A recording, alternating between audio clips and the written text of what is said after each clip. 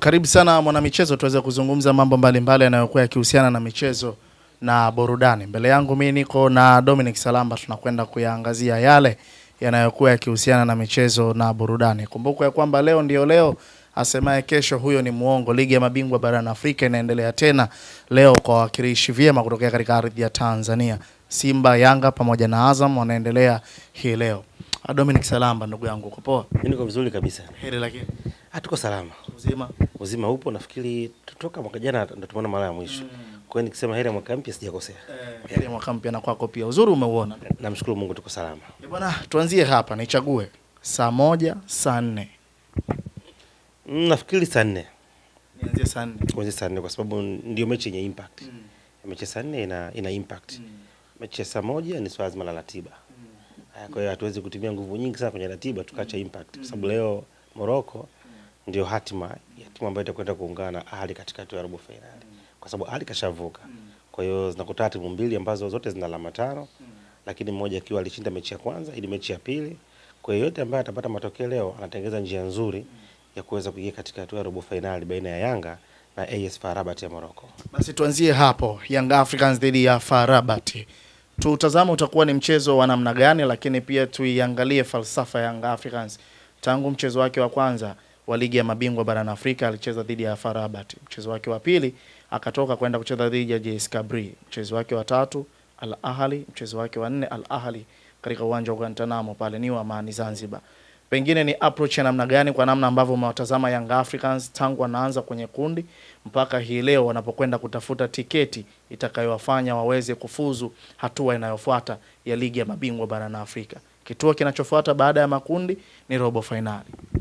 Nafikiri Yanga wameimarika sana ukilinganisha na msimu uliopita, na wameimarika katika maeneo mawili. Eneo la uwekezaji kwa upande wa wachezaji, wamesajili msimu huu, wamejitahidi kusajili qualities ambazo zinaweza kufanya kitu katika michuano ya kimataifa, lakini pia hata aina ya bench walilonalo linaakisi kile ambacho wanakitafuta, ingawaje walianza na mwalimu mwingine na baadaye wakapata mwalimu mwingine. La uzuri wamekuwa ni watu ambao hasa kwa management yao ni wepesi wa kuweza kuona makosa na kuweza kuchukulia maamuzi. Yaani wanapoona kwamba kuna sehemu waliteleza, basi haraka wanafanya maamuzi. Unaweza kaona usajili ambao walikuwa wamesajili, of course walikuwa watajua wazuri, lakini walishindwa kuclick. Unamzungumzia Musa Balakonte, unamzungumzia mtu kama Modumbia, unazungumzia Yakuwa, wachezaji ambao walichukua kwa gharama kubwa, lakini baada ya kuona kwamba wao ni timu kubwa, hawana muda wa kusubiri, wakafanya maamuzi magumu ambayo dirisha dogo yamekuja kuwalipa. Yaani usajili ambao kwa dirisha dogo ni exactly umekwenda kutima tatizo ambao waliyakosea kwenye dirisha kubwa. Ndio maana wameingiza wachezaji watatu na wote wameingia kwenye first 11 moja kwa moja, na sio tu kuingia, wamekuja kuleta utofauti na kwenda kutoa Yanga nyingine mpya ukompea na msimu uliopita. Kwa hiyo nafikiri katika hilo viongozi walifanikiwa, lakini katika team wise wamebadilisha hata kwenye namna ya wanavyocheza. Mwalimu aliyekuja ni mwalimu ambaye unajua, miongoni mwa faida za kupata mwalimu ambaye ametoka kufundisha national team, hizi timu za taifa hizi, ni rahisi, anakuwa na uwezo wa haraka wa kuweza kuorganize wachezaji, kwa sababu national team sio tu ambao unakaa nayo kila siku. Maana yake tu unaweza kukuta kwa mwaka unakutana nao mara 4, na katika mara 4 hizo labda siku nyingi sana, siku 6 unakutana nyota mbalimbali, ametoka huko na waingiza utengeneze kitu kafanye kitu. Kwa hiyo Mwalimu Pedro amekuwa na uwezo huo, ndio maana hata alipokuja Yanga imemchukua muda mfupi kuweza kuonyesha kile ambacho yeye anacho. Na ni kweli ukiangalia mechi ya kwanza ya FAR Rabat, ukiangalia katika uwanja wa Amani, ilikuwa ni mechi ambayo pana maingizo mengine mapya ambayo hayakuwepo. Kwa hiyo FAR Rabat wanakwenda kukutana na Yanga nyingine kabisa, Yanga ambayo ilikuwa haina Damaro, Yanga ambayo ilikuwa haina Okelo, Yanga ambayo ilikuwa haina Depo, na wanakwenda kukutana nayo sasa hizi, na ni Yanga ambayo ni hatari kwa kipindi hiki. Kwa hiyo naamini kwamba kwenye kile ambacho amekiingiza hasa kwenye falsafa yake ya kuamini kwamba tunatakiwa kucheza na kuongeza pace kutokana na opponent anapokuja kucheza na sisi. Kwa Yanga wamekuwa wakibadilika kulingana na unavyokuja, na unavyozidi kuheshimu ndipo wanavyozidi kukuataki. Kwa hiyo naamini kwamba katika mechi ya leo hii watakwenda kuleta sura nyingine mpya, na pengine inaweza kwenda kwa ni mechi ya kwanza tukashuhudia ubora mkubwa wa Okelo pamoja na Depo katika mechi ya leo. Adhabu ambayo wameipata FAR Rabat pengine inaweza ikawa ni faida kwa upande wa Young Africans, kukosekana kwa mashabiki kwa upande wao. Hii inaweza ikawa ni faida kiasi gani kwa upande wa Young Africans? Mechi iliyomalizika kati ya JS Kabylie dhidi ya FAR Rabat lilitoka tamko kwa CAF.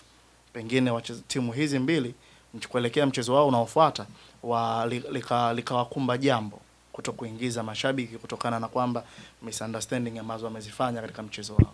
Nafikiri faida kubwa sana kwa upande wa Yanga. Unajua moja ya silaha kubwa ya hizo timu kutoka Afrika Kaskazini ni nguvu ya mashabiki.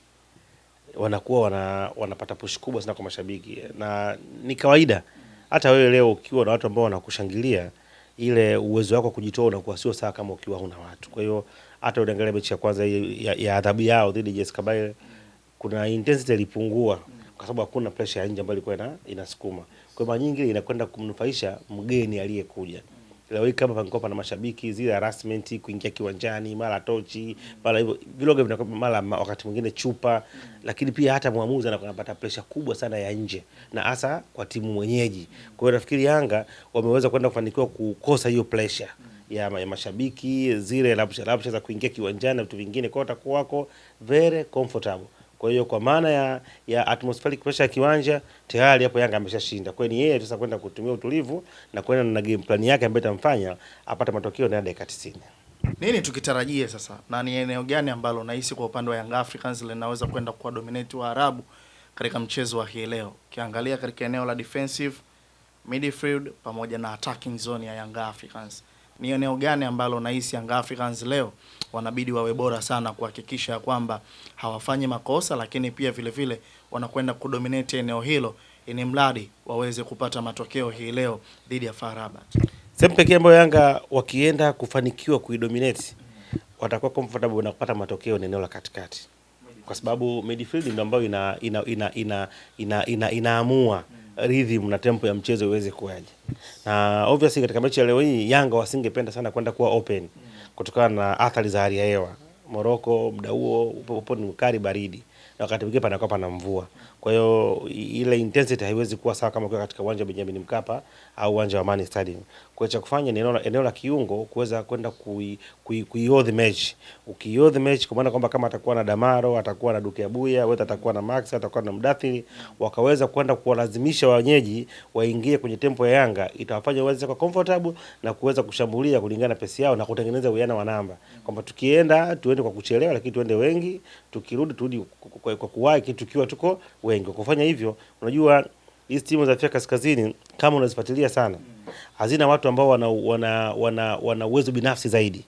Yaani ni nadra kukuta watu kama kina Pacome, watu kama kina Okelo kwenye hizi timu. Wachache sana. Wao wanaamini katika fitness na intensity. Kwa maana kwamba kwenye time and space wanakushambulia kushtukiza kutokea pembeni ili wakupushi kwa haraka, ufanye makosa, ukilei kidogo the man space wanaitumia wanakufunga. Ndio maana magoli mengi sana unakuta ni aerial balls na crosses, kwa sababu sio wazuri wa kupita katikati, na wanakosa watu ambao wanaweza wakalazimisha defense ifanye makosa. Kitu pekee ambacho anakitumia ni kuja kwa kasi kubwa ili wewe kasi yako ndogo ikufanye uweze kudelay kwenye matukio na wao waweze kunufaika. Kwa hiyo kama ukiweza kushika eneo la katikati, maana yake obviously utawafanya wao waje kwa tempo ya chini. Wakija chini unawadominate, unaweza kuadhibu, sababu tena una watu ambao wanaweza kuamua. Mtu kama Okelo akiwa kwenye eneo ambalo lina watu wengi anaweza kufanya jambo. Pacome tunafahamu uwezo alionao, the same na Kinadepo. Kwa nafikiri eneo pekee ambalo Yanga wanatakiwa kalifanyia kazi vizuri na kuweza kuwa ndoro yao ni eneo la kiungo, na asset itategemea na ubora wa Duke Abuya na Damaro katika mechi ya leo hii. Young Africans atahitaji either sare kuweza kufuzu, kama atakuja mchezo wake wa mwisho kumaliza kuja kushinda, lakini pia vile vile Young Africans kama atafungwa basi inabidi afungwe si chini ya goli moja.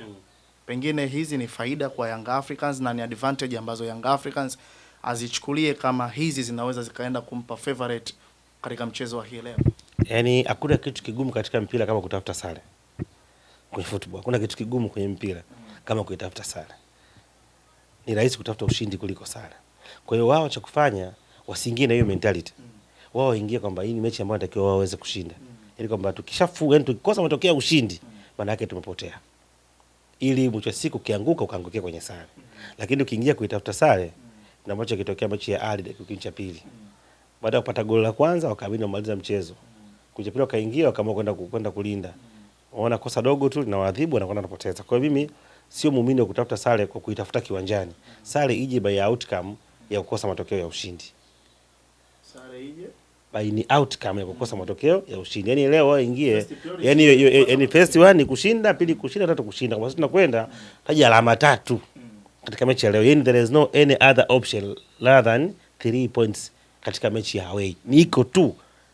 Ukiingia ukipambania alama 3, ukazikosa kupata sare, umefanikiwa. Lakini ukiingia kutafuta alama 1 kwa aina ya wachezaji wetu ambao wakati mwingine anaweza akalose concentration hadi dakika 3.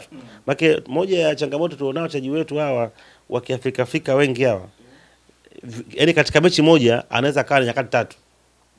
Mchezaji mmoja akapiki, akapotea kabisa, akapiki akawa wastani. The same person.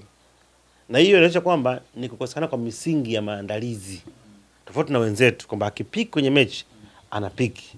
Sisi tuko tofauti. Sasa ukiwa na watu kama hao ni hatari kuweza kuwaamini kwenye mazingira yenye pressure. Angalia Boka mechi ya juzi. Alianza vizuri sana. Kipindi cha pili makosa yake yanakwenda kuhukumu timu. Angalia mtu kama nani Zelimwenda mechi ya kule Egypt. Alianza vizuri sana kipindi cha kwanza. Mwishoni kabisa ana delay for mistake, Yanga anapoteza. Kwa hiyo nafikiri katika kundi la watu kama hao ni vyema kaingia na mentality ya kwenda kushinda. Kwa sababu ukisema unakwenda kushinda maana yake anatakiwa usifungwe. Ndio maana yake. Kwamba kushinda maana yake wewe ni kuwa mbele. Kwa hiyo lazima uwe na uwiano mzuri baina ya kulinda na kushambulia. Umemzungumzia Cedric Boka. Pengine labda ni wakati sasa wa mwalimu kwenda kumtumia Mohamed Hussein Shabalala kutokana na kwamba kuna mistake kadhaa ambazo alizifanya katika mchezo wa dhidi ya Al Ahly. Au mtumisha Shabalala kwa sababu ya makosa ya Boka. Utamtumisha Shabalala kutokana na approach ya baada kuangalia opponent. Sababu kuna maeneo Shabalala anakuwa ni favorite, kuna maeneo hawezi kuwa favorite. Kwa hiyo utafanya assessment ya kuweza kuona Shabalala anacheza pembeni, labda upande wa kushoto. Je, wings za kulia na kushoto kwa upande wa FAR Rabat zikoje? Zina kasi sana? Kama zina kasi sana na zina madhara nazitegemea, ukimpanga Shabalala maana kwenda kuwa kwenye riski. Kwa sababu Shabalala ni mzuri kutengeneza uwiano hasa kwenye kushambulia. Kwa hiyo ukiona kwamba mashambulizi yao yapo sana kwenye kupitia upande wa kulia kwao ambao kwa kweli ni kushoto, obviously lazima utaanza na Boka sababu Boka ni mzuri kwenye kulinda kwenye kushambulia.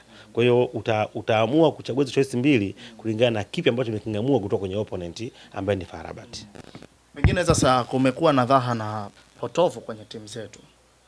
Pindi zinapokuwa zikikosa matokeo, wengi wao wanalaumu sana kuhusiana na waamuzi. Hii kwa upande wa Young Africans wanabidi wachunge kiasi gani?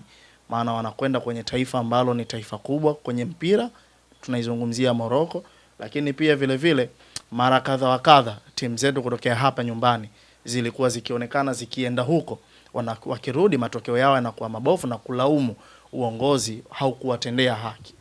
Nafikiri hizi timu za Afrika Kaskazini wanaweza kutumia home advantage.